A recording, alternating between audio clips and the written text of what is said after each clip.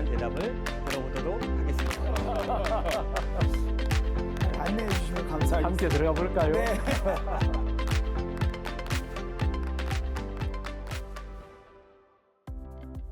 자, 여러분 안녕하세요. 오늘도 목사님 궁금해요. 이승현 목사입니다.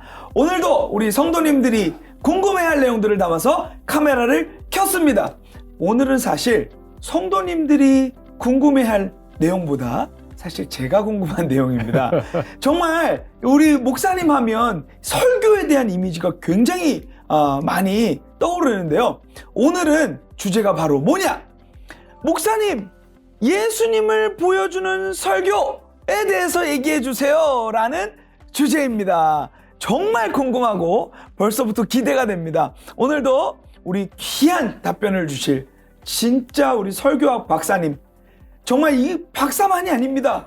진짜 그렇게 설교자로 잘 살아내고 계신 아주 훌륭한 우리 류영열 목사님 모셨습니다. 안녕하세요. 목사님 안녕하세요. 네. 와, 목사님 원래 설교학과 네. 또 설교자는 또 다른 영역이라고 보는데 네. 목사님은 그 부분들을 늘 잘 보여주고 계셔서 너무나도 궁금하고 기대가 됩니다. 네. 내가 아닌 것 같아서 어떻게 반응해야 될지 모르겠네. 땡큐. 네. 목사님, 이 기독교 신앙에서 가장 중요한 것이 있다면 뭐가 네. 있을까요? 예수님이시죠. 그렇죠. 네. 목사님, 예수님은 저희 신앙에서는 뺄 수가 없죠. 그렇죠. 네. 기독교라는 이름 자체가 네. 예수교고 네. 예수 그리스도교고 네. 크리스천이티라는 게 크라이스트 아닙니까? 그래서 맞아요. 우리가 믿고 있는 예수님, 성경, 기독교 모든 것에 딱 핵심 하나 말하라면 예수 그리스도 자체입니다. 네. 그렇다면 목사님, 설교도 네. 다른 종교에서 말하는 도덕적인, 윤리적인 네. 이런 이야기보다 네. 진짜 우리가 갖고 있는 가장 중요한 네. 핵심인 네. 예수를 드러내는 게 굉장히 중요하겠어요. 그렇죠. 목사님. 성경 전체에서 네. 저자들이 약 한 40명이 넘어요. 네. 시기로 보면 약 1400년 이상 오랫동안 기록이 되었습니다. 네. 아브라함 이야기부터 네. 요한계시록까지 이 긴 시간 동안 네. 40명이 넘는 수많은 사람들이 많은 이야기를 해요. 네. 거기서 성경 한번 읽기도 어렵습니다. 맞아요. 그 긴 스토리가 네. 다 있는데 네. 그 중에 하나 정도 없어도 괜찮을 수 있어요.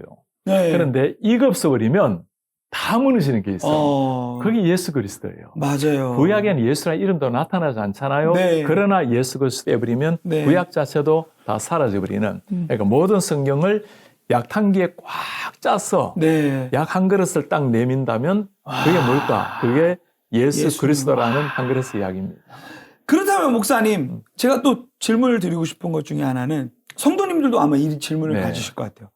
구약에는 성경에서 정말 수많은 인물들이 나오고 네. 예수님 말고도 네. 다윗, 요셉 이런 인물들 굉장히 훌륭한 네. 인물들이 많잖아요. 그렇죠. 네. 그 사람들 이야기로만으로도 충분한 거 아닌가?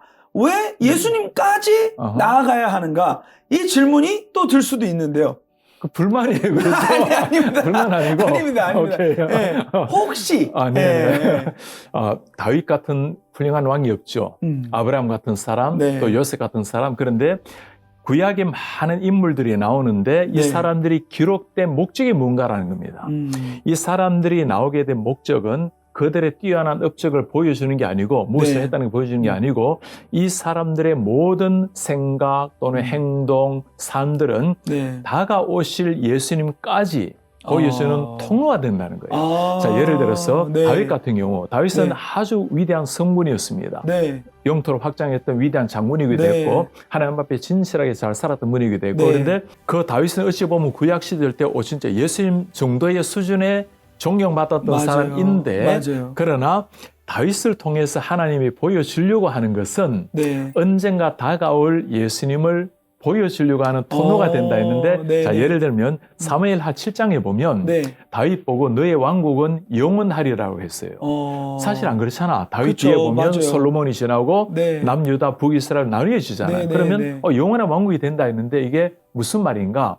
결국에는 다윗의 아들 자손이 되어서 네. 예수님이 오셨을 때 그의 나라가 영원한. 그래서 마태복음 1장이 뭡니까?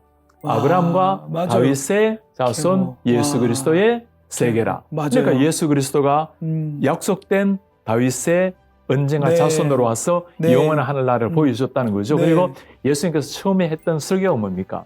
회개하라, 천국이 가까이 왔다. 자, 네. 천국을 풀이하면 천국, 하나님의 나라죠. 그러니까 네. 이전에 다윗에게 네 나라가 영원하겠다고 했는데 그 영원한 나라가 네. 예수님 오셔가지고 첫 나비가 지금도 와. 영원한 나라가 이제 나로 말미암아 온 거라고. 네. 그러니까 다윗을 이야기하든 아브라함을 이야기하든 네. 요셉을 이야기하든 결국에는 이 사람들이 종점이 아니고 네. 그냥 지나가는 정장입니다. 네. 마침내 종점은 오시게 될 예수 그리스도. 그래서 그분들을 와. 잘 이해하는 건 중요하지만 네. 오실 예수님을 보아야 진짜 그분들의 기록된 목적을 알 수 있어요.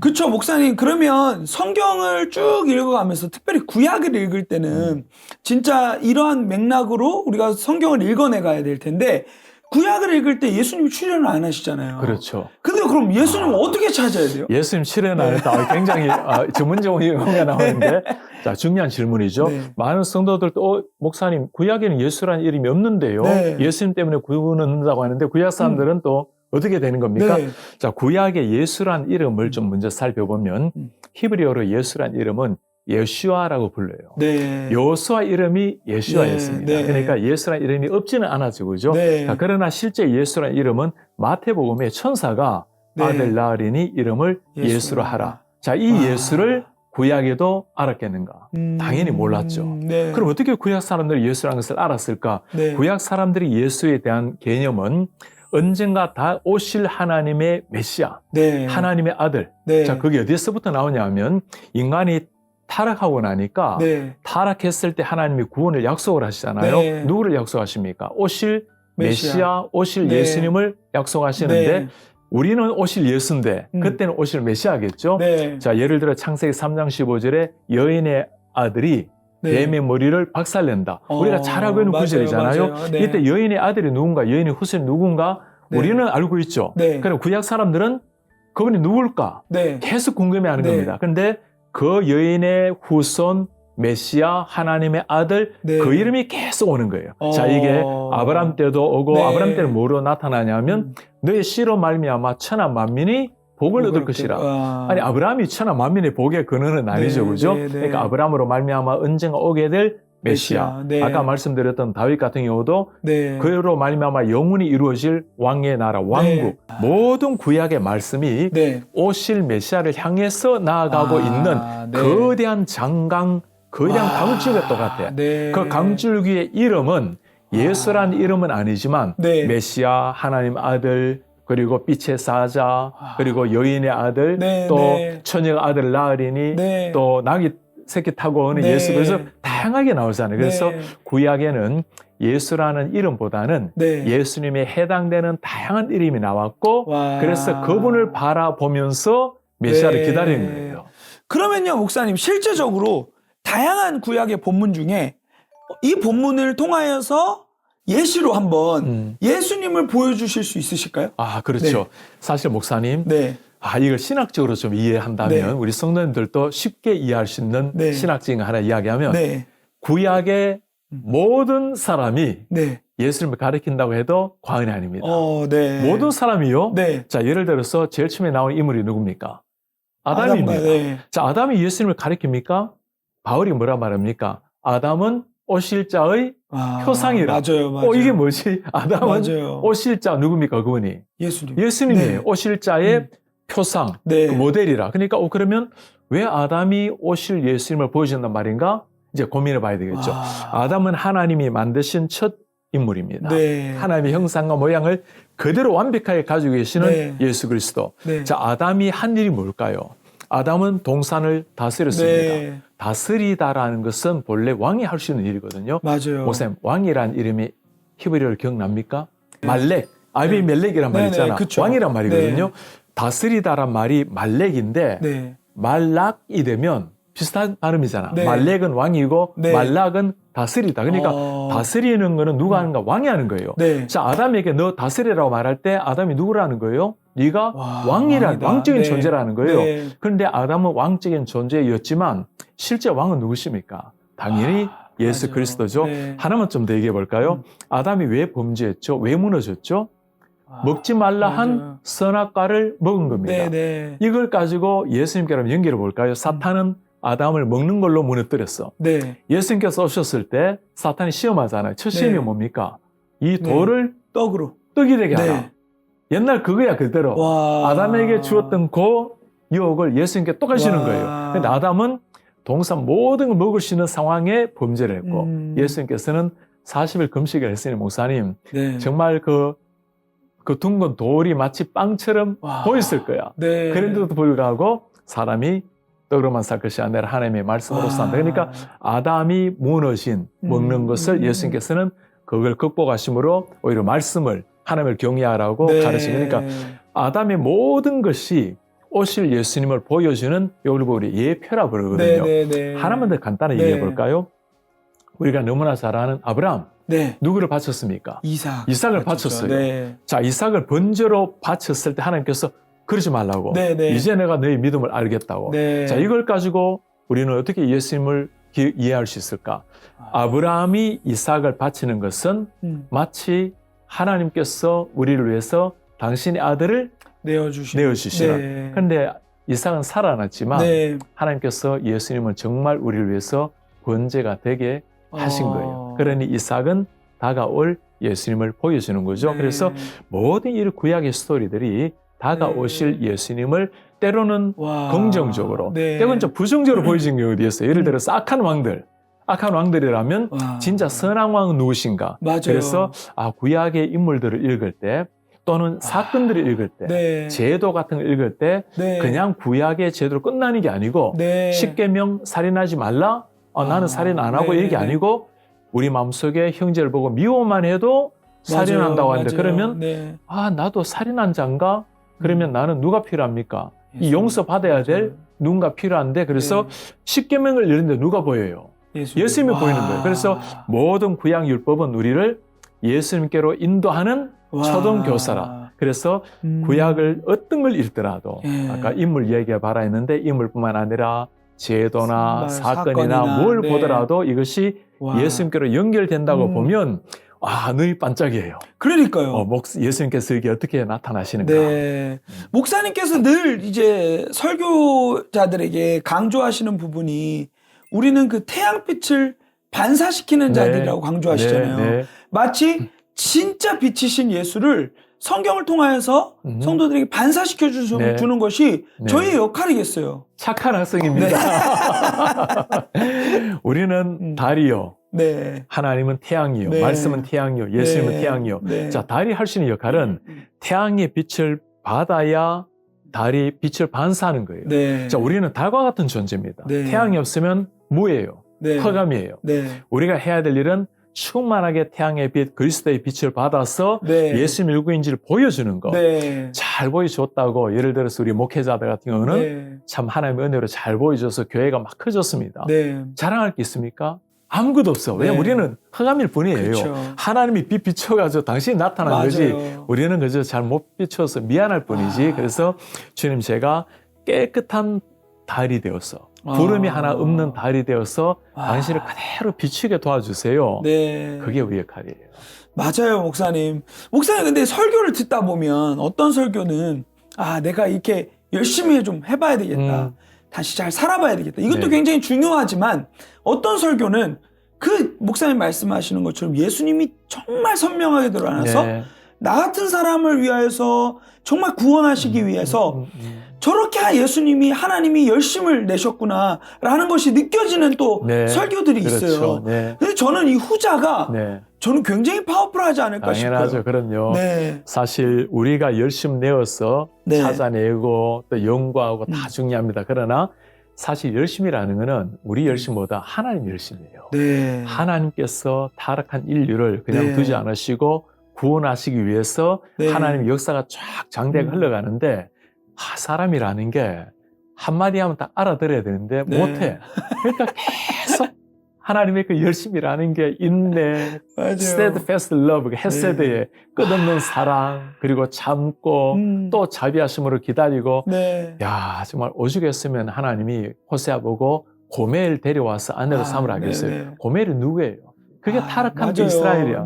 그렇게까지 하나님께서 내가 너희를 찾는다고. 그리고 마지막에는 당신의 아들을 보내주시면서까지 네. 십자가에 돌아가실 때도 어떻습니까? 네가 하나님의 아들이거든. 뛰어내려서 증명 좀 해보라고. 그걸 다 참아내잖아. 그러니까 우리의 열정, 네. 열심이 아니고 하나님이 행하시는 거 열정을 네. 그대로 보여주는 거. 네. 그러면 하나님의 마음이 어떤지, 그 그쵸. 애타는 그 마음이 맞아요. 뭔지, 그리고 하나님의 심장이 무엇을 향해서 뛰고 있는지 네. 그걸 보여준다면 하나님을 만나겠죠. 와, 그러니까요, 목사님. 저희가 어떤 도덕적인 어떤 행위를 강조하면 행동은 변화가 될 수는 있겠지만 네. 저는 지금 여기서 핵심이 나오는 게 예수님을 우리가 전했을 때는 네. 행동뿐 아니라 전 눈빛이 바뀐다는 생각이 듭니다. 맞습니다, 목사님. 목사님, 성경에도 많은 변화의 예시들이 있죠. 예수님을 전했을 때 그리고 이 땅을 살아가면서도 예수님을 전했을 때 네. 어떠한 변화들이 있었을까요? 그럼요. 목사님? 먼저 성경 얘기 좀 해보면 베드로가 복음을 전했을 때 사람들이 뭐라 말합니까? 맞아요. 우리가 어찌해야 되나? 네네네. 그러니까 회개하고 맞아요. 예수님 믿고 세례받으라고. 그럼 네. 주님이 성령을 주시리라. 야, 그때 사람들은 종교 시대예요. 네. 유대 종교예요. 네. 수천 년 평생 아브라함의 자손이라고 참 장담해 온 사람들인데 네네. 예수의 복음을 듣고 나니까 와, 맞아요. 어찌할 바를 몰라. 맞아요. 그리고 세례요한이 복음을 전했을 때도 세례요한 우리는 어떻게 살아야 됩니까? 네. 예수의 복음이 변화시키는 사람의 능력입니다. 네. 목사님, 제가 목회하다가 네. 기억나는 한 분이 계세요. 이 집사님이 설교할 때면 늘 앞에 앉으셔. 참 조용하시고 네. 정말 열심으로 설교 말씀을 듣는 분입니다. 네. 그러다가 제가 요한복음 3장인 니고데모 설교를 한 적이 한 번 있어요. 네. 거듭남이라는 얘기잖아요. 네. 그러다가 설교를 마치고 나가서 인사를 하는데 이분이 네. 그날따라 제게 와서 네. 인사를 해. 네. 하면서 목사님, 제가 오늘이야말로 거듭나는 순간이라고. 와. 제가 너무 놀랐습니다. 네. 늘 맨 앞에서 그렇게 열심히 설교 듣고 있는 분인데 네. 오늘 예수님으로 말미암아 거듭남에 대한 말씀이 와. 나의 말씀이 된 거예요. 네네. 물론 하나님은 그 전에 은혜를 주셨겠죠. 그런데 예수의 복음으로 말미암아 거듭남의 네. 복음으로 말미암아 희열에 차가지고 네. 오늘 내가 드디어 거듭남의 와. 체험을 하게 되었다라고. 야, 그런 거 보면 하나님께서 예수의 이름이 네. 이 시대에도 수많은 영혼을 변화시키고 맞아요. 영혼 변화시키는 게 최고 기적입니다. 맞아요. 정말 영혼의 변화는 다른 어떠한 것으로 되지 않는 것 같아요. 그렇죠. 진짜 변화는 네. 예수님을 전해야 될 때 그렇죠. 그때 가능한 것 같습니다. 네.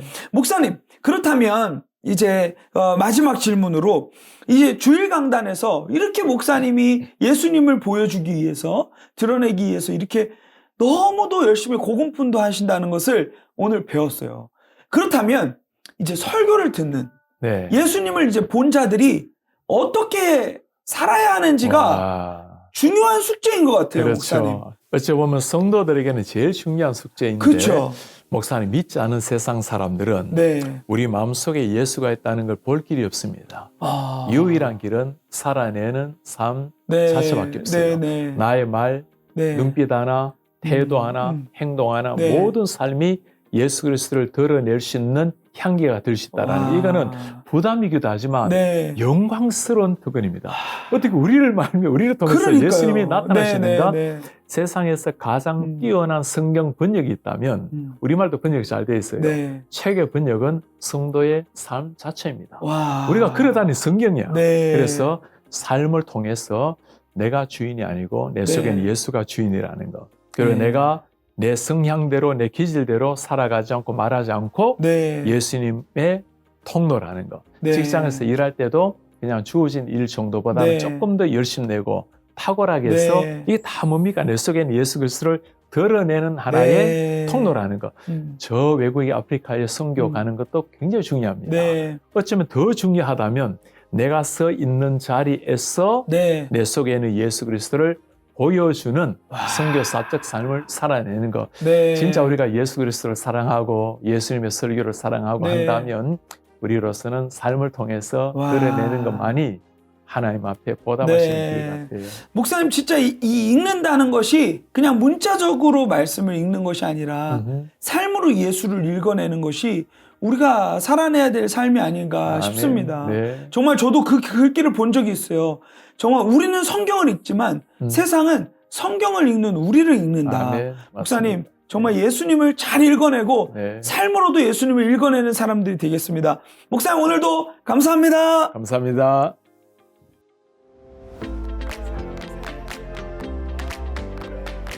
마지막으로 귀한 대답을 들어보도록 하겠습니다. 안내해 주시면 감사하겠습니다. 함께 들어가 볼까요? 네.